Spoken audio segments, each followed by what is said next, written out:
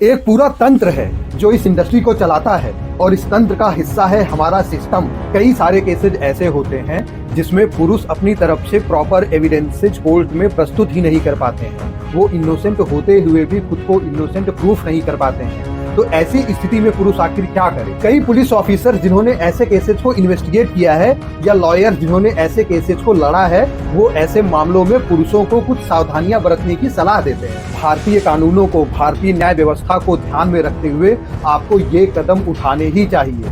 भले ही इनमें से कई कदम आपको असहज लगे, और ये दोनों ही सेक्शन सिर्फ महिलाओं ही नहीं बल्कि पुरुषों को भी कुछ अधिकार देते हैं। नमस्कार दोस्तों, अतुल सुभाष के केस ने हम सबको अंदर तक झकझोर कर रख दिया। जिस तरह से एक आदमी ने अपनी ही पत्नी, अपने ही ससुराल और अपने ही देश के सिस्टम से हार मानकर इस दुनिया को अलविदा कह दिया, इस घटना ने हमारे देश के आधुनिक परिवारों और हमारे देश के कानून और न्याय व्यवस्था की कलई खोल दी।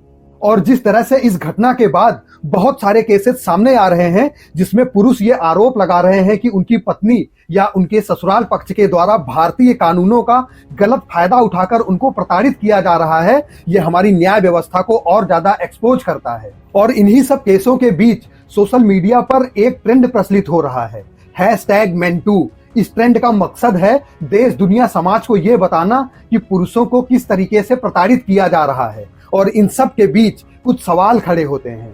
क्या भारतीय पुरुषों के पास भी कोई अधिकार मौजूद हैं? यदि उनकी पत्नी, कोई महिला या उनका ससुराल पक्ष भारतीय कानूनों का नाजायज फायदा उठाकर उन्हें प्रताड़ित करते हैं, उन्हें परेशान करते हैं, तो उनके पास क्या क्या रास्ते हैं? क्या उनके पास कोई कानूनी सहायता उपलब्ध है? इस वीडियो में आज आपको इन्हीं सब सवालों के जवाब मिलेंगे।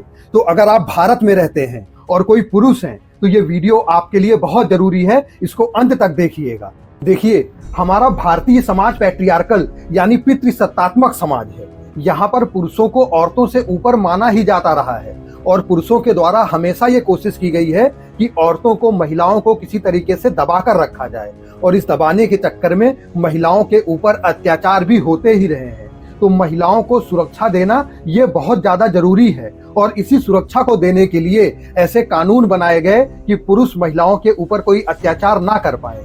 लेकिन अब सवाल ये है कि क्या ये कानून महिलाओं को सुरक्षा दे रहे हैं, या ये कानून धीरे धीरे एंटी मेन बनते जा रहे हैं, यानी पुरुषों के विरोधी बनते जा रहे हैं। जहां अगर कोई महिला किसी पुरुष के ऊपर कोई आरोप लगा दे तो उस पुरुष को तुरंत ही गिल्टी मान लिया जाता है, और उसके बाद उस पुरुष के ऊपर ये जिम्मेदारी आ जाती है कि वो अपने आप को इनोसेंट साबित करे। ये कानून आज से 20-25 वर्ष पुराने भारतीय समाज के लिए ठीक थे, क्योंकि तब इनका जो दुरुपयोग करने वाला तंत्र है वो इतना ज्यादा मजबूत नहीं था। लेकिन आज बहुत सारी रिपोर्ट्स हैं जो ये सजेस्ट करती हैं कि इन दहेज विरोधी और महिला सशक्तिकरण के कानूनों का भारत में सबसे ज्यादा मिसयूज किया जाता है। अगर आप इन रिपोर्ट्स की और इन केसेस की एनालिसिस करेंगे तो आपको ये बात समझ में आएगी कि ये कानून जो वास्तव में जरूरतमंद महिलाएं हैं, जिनको वास्तव में सुरक्षा और सशक्तिकरण की जरूरत है, उनकी मदद नहीं कर पा रहे हैं, बल्कि कुछ असामाजिक तत्व हैं जो इन कानूनों का प्रयोग करके पुरुषों को प्रताड़ित कर रहे हैं।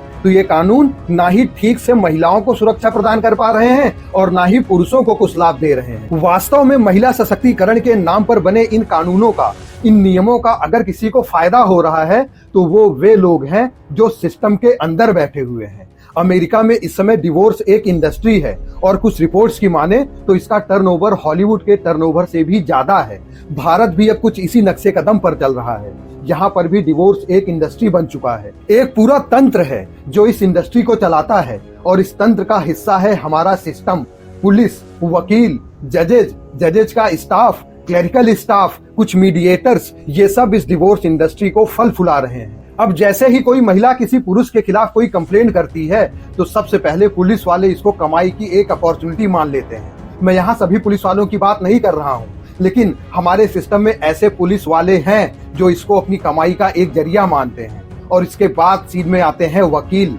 अब यहाँ पर जो लोग इन केसेस से गुजर चुके हैं वो ये मानेंगे कि वकीलों ने इन कानूनों का सबसे ज्यादा दुरुपयोग किया है अपनी कमाई के लिए। जैसे ही कोई महिला किसी वकील के पास पहुंचती है तो ये कुछ वकील ही हैं जो कानूनों के लूपहोल्स उस महिला को बताते हैं, उन्हें झूठे फेक केसेस करने के लिए प्रोत्साहित करते हैं। अदरवाइज आप ही बताइए, कोई महिला जब किसी पुरुष के खिलाफ कोई केस करती है तो उसके पूरे परिवार के खिलाफ केस कैसे बन जाता है?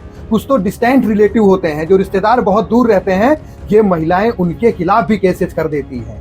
ये सब जो ज्ञान है, ये सब जो बुद्धि है, वो इन महिलाओं को कुछ वकील ही देते हैं। कुछ लोगों का तो ये भी कहना है कि ये वकील एलिमनी का अमाउंट बढ़ाने के लिए अपना कमीशन भी फिक्स रखते हैं, और ये कमीशन 20 से 30% तक भी हो सकता है। और फिर आते हैं जजेज, कोर्ट स्टाफ, क्लरिकल स्टाफ और मीडिएटर्स, जो ये कहते हैं कि मैं पुरुष और महिला दोनों के बीच की जो ये लड़ाई है, इसको सुलझा दूंगा, इसके बदले मुझे अपनी फीस चाहिए। यानी ये पूरा का पूरा सिस्टम, ये पूरा का पूरा तंत्र उस पुरुष के पीछे पड़ जाता है। और इन सब के पीछे जो कानून है, जो नियम है, अगर आप उनको ढंग से पढ़ेंगे तो आपको समझ में आएगा कि इन कानूनों का मकसद पुरुष को परेशान करना तो है ही नहीं।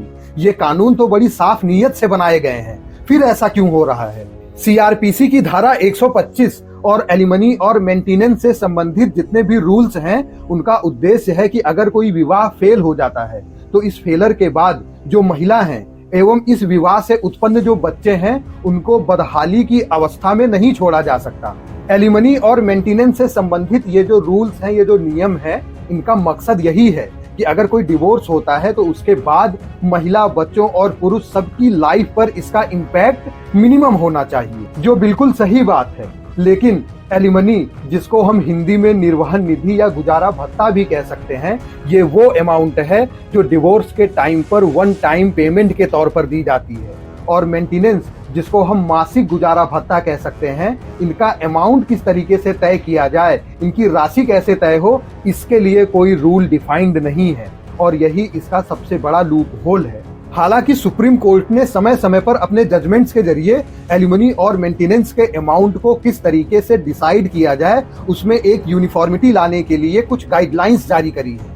जैसे 2020 में एक केस आया था, रजनेश वर्सेस नेहा केस। इस केस में भी सुप्रीम कोर्ट ने कई सारी गाइडलाइंस दी थी और कोर्ट से ये रिक्वेस्ट करी थी कि जब भी आप कोई एलिमनी और मेंटेनेंस का अमाउंट डिसाइड कर रहे हो तो इन पॉइंट्स का ध्यान रखिए। ये पॉइंट्स क्या क्या हैं? पहला, पति और पत्नी दोनों की इनकम कितनी है। दूसरा, विवाह को कितना समय हो चुका है। तीसरा, बच्चे कितने हैं, बच्चों की जरूरतें क्या हैं। चौथा, पति और पत्नी दोनों का ही समाज में स्टेटस क्या है। अब मैं आपको एक बहुत ही इंटरेस्टिंग बात बताता हूँ। हिंदू मैरिज एक्ट के सेक्शन 24 और सेक्शन 25, ये दोनों ही सेक्शन तलाक की प्रक्रिया के दौरान और तलाक के बाद मिलने वाले मेंटेनेंस और एलिमनी की बात करते हैं। और ये दोनों ही सेक्शन सिर्फ महिलाओं ही नहीं बल्कि पुरुषों को भी कुछ अधिकार देते हैं। सेक्शन 24 अस्थायी मेंटेनेंस की बात करता है। इसमें यह बताया गया है कि जब तलाक का केस कोर्ट में चल रहा है, उस प्रक्रिया के दौरान किस पार्टी को कितना मेंटेनेंस दिया जाए। और इसके अनुसार पत्नी तो पति से मेंटेनेंस की डिमांड कर ही सकती है, लेकिन अगर पति कोर्ट में ये प्रूफ कर दे कि उसकी कोई इनकम का सोर्स नहीं है या उसकी आय उसकी पत्नी की आय से कम है, तो वो भी कोर्ट में अपनी पत्नी से मेंटेनेंस की डिमांड कर सकता है। इसी तरह से हिंदू मैरिज एक्ट का सेक्शन 25 परमानेंट एलिमनी और मेंटेनेंस की बात करता है और कहता है कि जब कोई कोर्ट किसी भी तलाक के केस के बारे में अपना फाइनल जजमेंट दे रहा है, उस समय पत्नी अपने पति से तो मेंटेनेंस और एलिमनी की डिमांड कर ही सकती है, लेकिन अगर पति कोर्ट में यह साबित कर दे कि उसकी आय उसकी पत्नी की आय से कम है और उसकी पत्नी उससे अच्छी जिंदगी बिता रही है, तो वो अपनी पत्नी से भी वन टाइम पेमेंट यानी एलिमनी या मासिक गुजारे भत्ते की डिमांड कर सकता है। और यहाँ पर एक महत्वपूर्ण बात यह भी है कि सीआरपीसी, हिंदू मैरिज एक्ट, नागरिक सुरक्षा संहिता या महिला सुरक्षा के कानून जो मेंटेनेंस और एलिमनी के साथ डील करते हैं, वो ये कहते हैं कि अगर कोर्ट ने एक बार मेंटेनेंस और एलिमनी का अमाउंट डिसाइड कर दिया, लेकिन आगे चलकर बाद में पति या पत्नी दोनों की आर्थिक स्थिति में कुछ बदलाव आ जाता है, कभी किसी की आय बढ़ गई या किसी की आय कम हो गई, तो बाद में कोर्ट इस एलिमनी और मेंटेनेंस के अमाउंट को बदल भी सकता है, इसको घटा भी सकता है और इसको बढ़ा भी सकता है। जैसे कि मान लीजिए पति या पत्नी दोनों में से ही किसी ने दूसरी शादी कर ली, या पति पत्नी दोनों में से किसी की जॉब चली गई, फाइनेंशियल कंडीशन खराब हो गया या बेहतर हो गया, उस दशा में उस कंडीशन में मेंटेनेंस के अमाउंट को बाद में घटाया या बढ़ाया भी जा सकता है। अभी 11 दिसंबर 2024 को सुप्रीम कोर्ट ने एलिमनी और मेंटेनेंस के अमाउंट को डिसाइड करने के लिए 8 पॉइंट्स का अपना एक गाइडलाइन जारी किया है और देश भर के सभी कोर्ट से ये रिक्वेस्ट करी है कि आप अगर किसी भी केस में एलिमनी और मेंटेनेंस के अमाउंट को डिसाइड कर रहे हैं तो इन 8 पॉइंट्स को अपने संज्ञान में रखिए। ये 8 पॉइंट्स क्या क्या हैं कि पति और पत्नी दोनों की ही सामाजिक और वित्तीय यानी सोशल और फाइनेंशियल कंडीशन क्या है, एक तो इसका ध्यान रखना है। दूसरा, पत्नी और उसके ऊपर जो आश्रित बच्चे हैं उनकी क्या जरूरतें हैं, इसको ध्यान में रखना है। तीसरा है पति और पत्नी की व्यक्तिगत योग्यताएं कितनी हैं और उनकी रोजगार की स्थिति क्या है, यानी पति और पत्नी कितने पढ़े लिखे हैं, वो क्या जॉब कर रहे हैं, कौन बेरोजगार है, इन सब चीजों को भी अपने ध्यान में रखना है।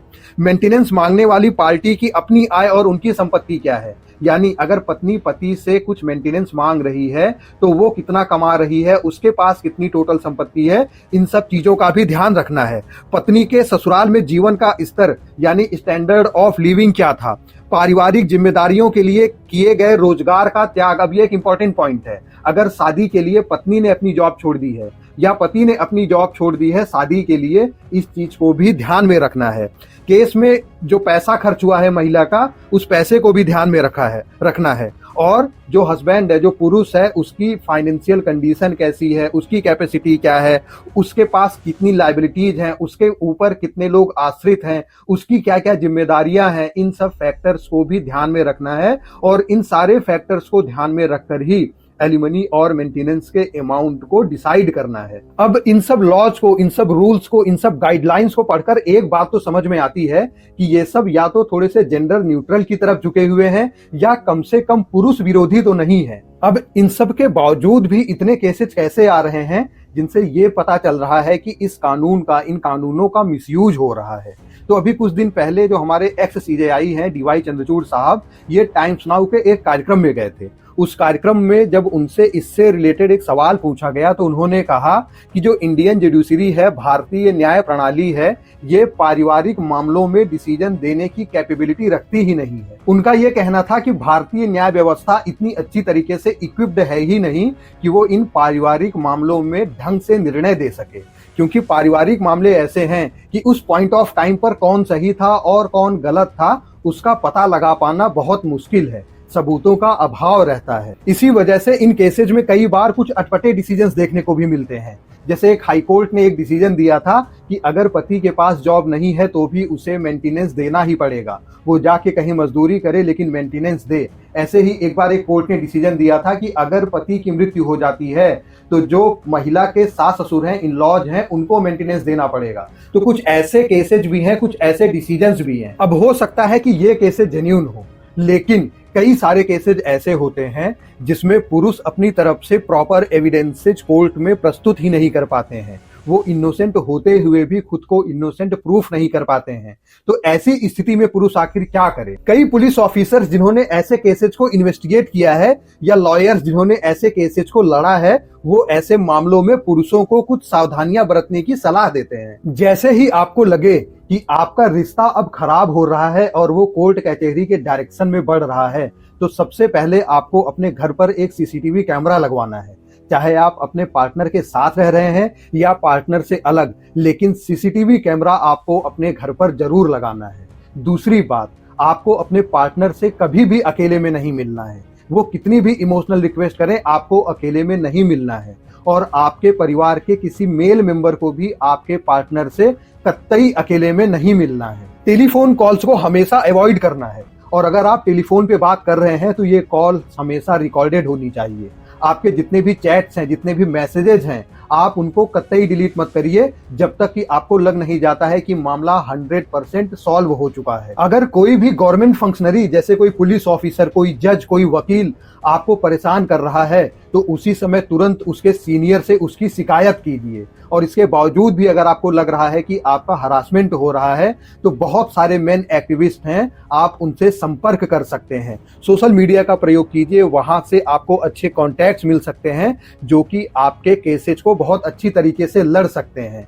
अगर आपका रिलेशन इस कंडीशन में है तो भारतीय कानूनों को, भारतीय न्याय व्यवस्था को ध्यान में रखते हुए आपको ये कदम उठाने ही चाहिए। भले ही इनमें से कई कदम आपको असहज लगें, आपको अपने नेचर के विरुद्ध लगें, लेकिन एविडेंसेस को इकट्ठा करना ये आपके लिए बहुत जरूरी है। इधर बहुत सारे मामले ऐसे आए हैं जिनसे ये पता चलता है कि इन केसेज में पुरुषों को गलत तरीके से फंसाया जा रहा है। बहुत सारी ऑर्गेनाइजेशंस हैं जो कि अब एक पुरुष आयोग की मांग कर रही हैं। इस पुरुष आयोग का काम ये होगा कि वो ऐसे पुरुषों के केसेज को उठाए और उनका निस्तारण करे। सरकार को इस मांग की तरफ ध्यान देना चाहिए और साथ ही साथ इन कानूनों में भी ये जो महिला सशक्तिकरण के, महिला सुरक्षा के, घरेलू हिंसा के और जो दहेज विरोधी कानून है, इन कानूनों में भी कुछ बदलाव की जरूरत है। जैसे कि जो भी महिला या जो भी पुरुष अगर इन कानूनों का गलत फायदा उठाता है और उसका दोष सिद्ध हो जाता है कि उसने इन कानूनों का नाजायज फायदा उठाया है, तो उसे भी सजा मिलनी चाहिए। बहुत सारे एक्टिविस्ट ये कह रहे हैं कि सच्चाई का पता लगाने के लिए नार्को टेस्ट का प्रयोग भी किया जा सकता है। आजकल एक चलन और चल रहा है प्रीनप्चुअल एग्रीमेंट का, जिसको हम सामान्य भाषा में प्रीनप एग्रीमेंट्स कहते हैं। ये एक तरीके का कानूनी दस्तावेज होता है जिसको एक महिला और पुरुष अपने विवाह से पहले बनाते हैं। इस एग्रीमेंट में महिला और पुरुष अपनी संपत्ति का ब्यौरा, विवाह में किस पक्ष का कितना धन खर्च हुआ उसका ब्यौरा, और अगर शादी टूटती है भविष्य में तो उस समय किसको कितना मेंटेनेंस मिलेगा, कितनी एलिमनी मिलेगी, कौन सी प्रॉपर्टी किसे मिलेगी, अगर कोई कर्जे लिए गए हैं तो उन कर्जों का निस्तारण कौन करेगा, बच्चों का क्या होगा, ये सब कुछ विवाह से पहले ही एक एग्रीमेंट के रूप में महिला और पुरुष तैयार कर लेते हैं और इसी को प्रीनप एग्रीमेंट कहा जाता है। हालांकि भारत में अभी प्रीनप एग्रीमेंट्स का कोई लीगल स्टेटस नहीं है, यानी कोर्ट इसको मानती नहीं है, लेकिन फिर भी कुछ केसेज में इन प्रीनप एग्रीमेंट से कोर्ट्स को जजमेंट देने में सहायता मिली है। अगर आपके पास इन कानूनों में सुधार के लिए या ऐसे मामलों से डील करने के लिए कुछ अच्छे सुझाव हों तो कमेंट करके हमें जरूर बताइएगा। अगर आपके सुझाव हमें अच्छे लगते हैं तो उनको हम सही अथॉरिटीज के पास पहुंचाने की पूरी कोशिश करेंगे। इस वीडियो को ज्यादा से ज्यादा लोगों के साथ शेयर कीजिए ताकि समाज में एक अवेयरनेस फैले। वीडियो आपको कैसी लगी ये भी हमें कमेंट करके बताइएगा। मिलते हैं अगले वीडियो में, तब तक के लिए नमस्कार।